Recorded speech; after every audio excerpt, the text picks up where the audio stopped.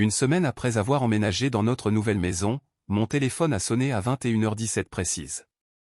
L'homme à l'autre bout du fil ne s'est pas présenté, il n'a pas non plus demandé si nous étions bien installés, il a simplement dit « J'ai oublié de déconnecter la caméra du salon ». Puis il a marqué une pause assez longue pour que mon estomac se noue. Céline, je suis sincèrement désolé de m'immiscer ainsi, j'étais sur le point de supprimer l'ancienne application de sécurité de mon téléphone quand elle a vibré avec une alerte de mouvement dans votre salon, j'ai cru à un cambriolage alors j'ai ouvert le flux vidéo, mais ce que j'ai vu. Votre père et votre frère étaient en train de falsifier des documents sur votre table de salle à manger, j'ai sauvegardé les images pour vous avant de vous remettre officiellement les accès au compte, j'ai vu ce que votre père et votre frère ont fait. Tandis qu'il continuait, je me tenais dans ma cuisine, le téléphone encore chaud contre mon oreille, mon mari était dans le salon et le bruit des cartons que l'on pliait était le rythme régulier d'une vie que je pensais enfin sécurisée, mais le monde venait de basculer. Gérard, l'ancien propriétaire, un homme d'une soixantaine d'années qui semblait si soulagé d'en avoir fini avec cette maison, venait de me remettre une arme dont j'ignorais avoir besoin. Mes années passées à travailler comme inspectrice des douanes m'avaient préparé à des moments exactement comme celui-ci, quand une brèche survient, on ne panique pas, on contient les dégâts, on évalue la menace, puis on la neutralise. Avant de vous expliquer comment j'ai démantelé leur plan, j'aimerais savoir qui nous regarde aujourd'hui, laissez-moi un commentaire pour me dire d'où vous m'écoutez, c'est toujours un rappel que personne n'a à mener ses batailles seul. Je n'ai pas pleuré, je n'ai pas exigé de réponse dans le vide, la colère n'était pas bruyante cette fois, elle était clinique, comme un bilan comptable qui ne s'équilibre pas. Mon père Jean-Pierre et mon frère Théo, les personnes pour qui j'étais l'investisseuse silencieuse depuis mes 18 ans, avaient enfin, et de manière irrévocable, dépassé le découvert de ma loyauté. J'ai attrapé mes clés et laissé un mot à mon mari, quelque chose de vague sur un appel tardif du port de Marseille, c'était un mensonge, mais dans mon métier, on apprend que le premier rapport n'est jamais le portrait complet de la situation. J'ai retrouvé Gérard dans une brasserie ouverte 24 heures sur 24 à la périphérie de la ville, l'odeur du café brûlé et des produits d'entretien industriel me semblait plus honnête que la pourriture dont j'allais être témoin. Gérard semblait ne pas avoir dormi depuis des jours, il a fait glisser une tablette sur la table en stratifie, ses mains tremblaient juste assez pour que ce soit perceptible, il n'a pas dit un mot, il n'en avait pas besoin. La vidéo s'est chargée avec un léger grésillement, ils étaient là, mon père de 62 ans et mon jeune frère de 28 ans, ils se tenaient dans mon nouveau salon, l'espace même où j'avais prévu d'organiser notre premier grand repas de Noël en famille. Jean-Pierre tenait une chemise cartonnée, sa posture rigide empreinte d'un faux sentiment d'autorité, Théo était affalé dans mon nouveau fauteuil, ce sourire narquois aux lèvres que je finançais depuis 22 ans. Elle n'en saura rien, disait Théo, sa voix étant parfaitement claire à travers le haut-parleur, elle est en mission au port pour encore 3 semaines, le temps qu'elle vérifie le titre de propriété, les fonds auront déjà été déplacés. Mon père a hésité, pendant un instant j'ai cru voir une lueur de ce que j'espérais être de la culpabilité, mais ce n'était que de l'avidité. 180 000 €, c'est beaucoup à rembourser, Théo, a-t-il murmuré. Mon frère Harry, un son sec qui a tranché le silence de la brasserie, ce n'est pas un prêt, papa, c'est une avance sur héritage, elle est forte, elle s'en remettra. J'ai regardé mon père signer mon nom, il n'a même pas hésité, il a tracé les boucles de ma signature avec la précision d'un homme qui s'était entraîné pour cela. Ils empruntaient 180 000 € en utilisant l'hypothèque de ma maison pour couvrir les dettes de jeu de Théo, ce dernier mentionnant même une commission de 45 000 € qu'il gardait pour lui pour avoir organisé le prêt privé. J'ai fermé l'ordinateur et je l'ai rendu à Gérard, je ne me sentais pas brisé, je me sentais affûté. Ma compassion pour eux avait été un luxe qu'ils exploitaient depuis des années, et ce soir, je déclarais la faillite de leur version de la famille, ce n'était pas de la vengeance, c'était de la comptabilité. Je me suis assise dans ma voiture sur le parking sombre et j'ai ouvert mon propre ordinateur portable, je ne les ai pas appelés, je n'ai pas envoyé un seul SMS de colère.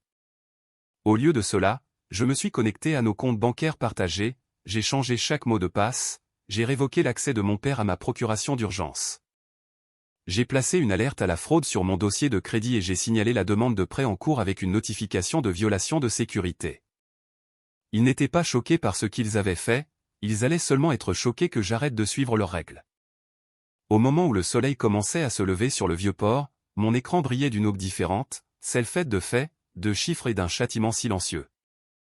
J'ai parcouru les pièces vides de ma nouvelle maison plus tard dans la matinée, le parquet résonnant d'un son creux qui correspondait au vide dans ma poitrine. Pendant 32 ans, j'avais été la personne fiable, la fille dont les succès n'étaient célébrés que parce qu'ils offraient un filet de sécurité pour tous les autres, mais je réalisais maintenant que mon rôle n'avait pas été celui d'une fille ou d'une sœur. J'étais une ressource qu'ils exploitaient comme une mine à ciel ouvert depuis des décennies. Je me suis souvenu de l'époque où j'avais 10 ans et Théo 6 ans, j'avais économisé mon argent de poche pendant des mois pour acheter une boîte d'expériences scientifiques sophistiquée, et quand je l'ai enfin ramenée à la maison. Théo a fait une crise de nerfs parce qu'il voulait un nouveau jeu vidéo.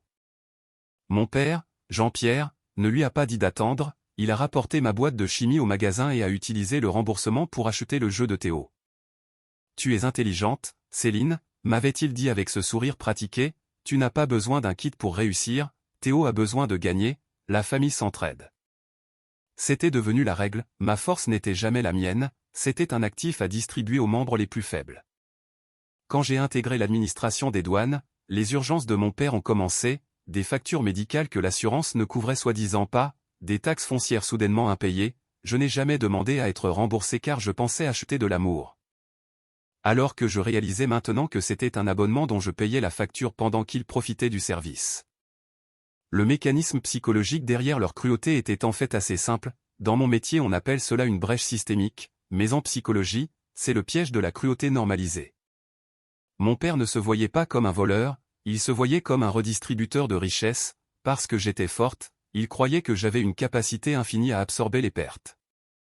Ils avaient passé des années à normaliser l'idée que ma survie était garantie, ce qui signifiait que mes ressources leur appartenaient de fait.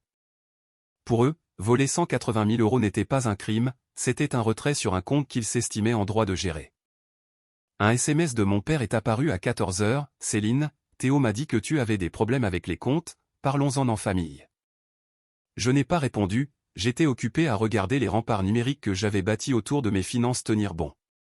Puis Théo a appelé, j'ai laissé sonner 3 fois avant de décrocher, tout en lançant mon enregistreur. « C'est quoi ton problème, Céline ?» Théo n'a pas dit bonjour, il est passé directement à l'attaque, j'ai bossé des semaines pour t'obtenir cette ligne de crédit de 180 000 €, maintenant tu as tout bloqué, j'ai des factures à payer, ces 45 000 € de commission sont à moi. Je les ai gagnés en gérant l'affaire pendant que tu jouais au petit soldat au port. Je me suis adossé à mon fauteuil de bureau en fixant l'horizon, ma main tenait le téléphone sans tension, mon pouls était régulier. Je n'ai jamais demandé de prêt, Théo, et je n'ai certainement pas autorisé ma signature sur une demande d'hypothèque. Théo a ricané, sa voix dégoulinant de cette manipulation émotionnelle qu'il maîtrisait si bien, tu vois, c'est ce que ce boulot de douanière te fait, tu reviens et tu penses que tout le monde est un criminel, papa essayait de protéger ton avenir, on est une famille, on partage les charges. Tu es devenue si froide, si transactionnelle, c'est pathétique, tu es assise sur tout ce patrimoine pendant que nous autres on galère à garder la tête hors de l'eau. Il n'était pas choqué par ce qu'il avait fait, il était seulement choqué que j'ai cessé d'être son coffre-fort personnel. Je n'ai pas discuté, je n'ai pas essayé d'expliquer le concept de vol d'identité à un homme qui considérait le crime comme un service rendu à la famille, je lui ai simplement dit que j'étais prête à les rencontrer pour régulariser les papiers afin qu'il puisse obtenir son argent. Je pouvais presque entendre son avidité saliver à travers le téléphone. J'ai appelé Juliette, une avocate spécialisée qui comprenait que dans des cas comme celui-ci, le sang n'était pas plus épais que l'eau, mais juste une excuse biologique pour le vol. Nous nous sommes rencontrés dans un bureau aux parois de verre surplombant le quartier historique, elle ne m'a pas offert de banalité, elle m'a offert des preuves. Les signatures sur l'hypothèque sont falsifiées, Céline, a dit Juliette en faisant glisser un dossier sur son bureau, ils ne sont pas passés par une banque traditionnelle car cela aurait pris des mois, au lieu de cela, ils ont visé un prêteur privé prédateur. Une société spécialisée dans les prêts relais à taux d'intérêt élevés. Ces prêteurs ne se soucient que de la garantie, ils ont promis un versement sous 14 jours parce qu'ils avaient votre maison en gage et une signature falsifiée d'un agent de l'État pour valider le risque. Mais ils ne se sont pas arrêtés à la maison, mes enquêteurs ont trouvé un deuxième dossier, Théo a utilisé votre nom pour obtenir un prêt privé en utilisant les bijoux de famille de votre mère comme garantie, il a déjà empoché 45 000 € de frais de gestion. Ils ont transformé votre vie entière en une vente en liquidation. Je me suis frotté les yeux en essayant d'invoquer la moindre once de regret, mais il n'y avait que de la clarté, ce n'était pas une crise familiale, c'était une tentative de prise de contrôle hostile. Juliette a rédigé une mise en demeure formelle, mais nous ne l'avons pas signifiée chez mon père, je les voulais sur un terrain neutre. Invité à la cité administrative, à l'hôtel de ville, a suggéré Juliette, dis-leur que tu es là pour signer la décharge finale pour les 180 000 €, nous avons besoin d'eux dans un endroit où les documents sont officiels et où les caméras sont partout. J'ai envoyé le message sur le groupe familial, rendez-vous à la mairie jeudi à 10 h pour finaliser les papiers, soyez là si vous voulez l'argent. Jean-Pierre a aimé le message en quelques secondes, Théo a suivi avec un « il était temps », serette. La veille de la réunion, Juliette m'a rappelé dans son bureau, elle n'avait plus l'air d'une avocate mais d'une exécutrice. C'est pire que les bijoux et la maison, Céline, a-t-elle dit, sa voix tombant dans cette basse fréquence réservée aux nouvelles qui changent une vie de manière permanente. Théo s'est introduit dans votre bureau à domicile, il a volé des copies de dossiers financiers sensibles et des informations d'identité personnelle que vous utilisez pour maintenir votre habilitation de sécurité défense, il n'a pas seulement volé de l'argent. Il a détourné votre réputation professionnelle. Il a utilisé vos références pour se porter garant de ces transactions louches, trompant les systèmes de surveillance en leur faisant croire qu'il s'agissait des revenus légitimes d'une employée du gouvernement. Il avait créé une société écran nommée Littoral Logistique et m'avait inscrite comme unique propriétaire et directrice générale. Ma signature numérique avait été apposée sur des documents autorisant le mouvement de près de 300 000 € au cours des 6 derniers mois. Ce n'était pas seulement des dettes de jeu, Théo blanchissait de l'argent pour un groupe de prêteurs privés pour effacer ses pertes, et parce que mon nom était sur les statuts, c'est moi que le gouvernement viendrait chercher lors de l'audit. C'est moi qui serais emmené menottes au poignet pendant que Théo profiterait de sa commission. J'ai fixé la ligne du témoin sur les papiers de constitution de la société, et elle était là, la signature de mon père. Jean-Pierre n'avait pas seulement fermé les yeux sur l'avidité de Théo, il avait activement participé à un stratagème qui pourrait m'envoyer en prison pendant 20 ans. Il connaissait les risques, il comprenait que mon travail exigeait un casier vierge, et pourtant, il avait signé ce papier, offrant ainsi ma liberté en sacrifice pour éviter à son fils préféré de faire face aux conséquences de ses propres choix. Ce fut la découverte fatale, le moment où le pont n'était pas seulement brûlé, mais pulvérisé. On ne négocie pas avec des gens qui sont prêts à échanger votre vie contre leur confort, ils n'avaient pas seulement vidé mon compte bancaire, ils avaient visé mon avenir et pressé la détente. Ils avaient transformé notre lien biologique en un arrêt de mort. J'ai regardé Juliette et je lui ai dit de contacter mes collègues de la douane judiciaire et de la police, s'ils voulaient une affaire fédérale, j'allais leur en donner une. La cité administrative était un labyrinthe de couloirs gris à l'odeur de cire industrielle, un environnement stérile qui convenait à la précision clinique de mon plan. Je suis arrivé en avance, flanqué de Juliette, les agents n'étaient pas assis dans la salle avec nous, ils étaient dans un véhicule banalisé garé dans la rue, casque sur les oreilles, surveillant chaque mot via le micro que je portais. Ce n'était pas seulement une réunion, c'était une opération d'infiltration. Mon pouls était à 60 battements par minute, je n'étais pas là en tant que fille, j'étais l'appât d'un piège judiciaire. Jean-Pierre et Théo sont entrés avec 5 minutes de retard, Théo portait une chemise de créateur qui coûtait probablement 600 €, sûrement payée avec la commission volée sur mon héritage, il avait l'air suffisant. S'adossant dans sa chaise avec l'assurance tranquille d'un homme qui se pensait à quelques minutes d'un pactole. Mon père a suivi, ajustant sa cravate et essayant de projeter l'image du patriarche protecteur, il a même eu l'audace de me sourire. « Je suis content qu'on puisse régler ça, Céline, » a-t-il dit, « la famille devrait toujours gérer les choses en interne. » Je n'ai pas souri en retour. J'ai regardé Juliette qui a placé une tablette au centre de la table et a lancé la lecture. Les images du salon de Gérard ont envahi la pièce, le son était cristallin, ils se sont vus en train de discuter de mon rétablissement et de l'avance sur héritage, ils ont entendu Théo rire du fait que j'étais toujours en mission et ont vu la main ferme de mon père falsifier ma signature. Le silence qui a suivi était assez lourd pour écraser les poumons. Le visage de Jean-Pierre est passé d'un rouge d'avidité à un gris terreux maladif, l'arrogance de Théo s'est évaporée instantanément, son pied commençant un tapotement frénétique et nerveux sous la table. « Tu nous espionnais » a chuchoté Jean-Pierre, sa voix craquant comme du vieux parchemin. Je l'ai regardé avec le même détachement que j'utilise pour scanner un manifeste d'expédition suspect, je n'espionnais pas, ai-je répondu, ma voix calme, factuelle et létale, je sécurisais ma propriété, c'est vous qui avez décidé de commettre un crime dans mon salon. Soudain, le masque du patriarche s'est désintégré, mon père s'est affaissé sur sa chaise puis a glissé jusqu'à s'agenouiller sur le linoléum. « Céline, s'il te plaît, » a-t-il supplié, les yeux humides d'une performance en laquelle je ne croyais plus, pense au nom de la famille, pense à notre honneur, on remboursera, ne détruis pas ton frère pour une erreur, il est tout ce qu'il me reste. En le regardant trembler au sol, j'ai réalisé la vérité absolue de son existence, c'était l'illusion du pouvoir issu d'un portefeuille vide. Pendant toute ma vie d'adulte, Jean-Pierre s'était comporté comme le pilier de la famille, mais cette position était un luxe qu'il louait avec mon argent, il n'était pas un leader, il était un locataire dans une vie qu'il ne pouvait pas s'offrir sans moi. Sans mes ressources pour soutenir son ego, il n'était pas un père, il était juste le complice d'une escroquerie.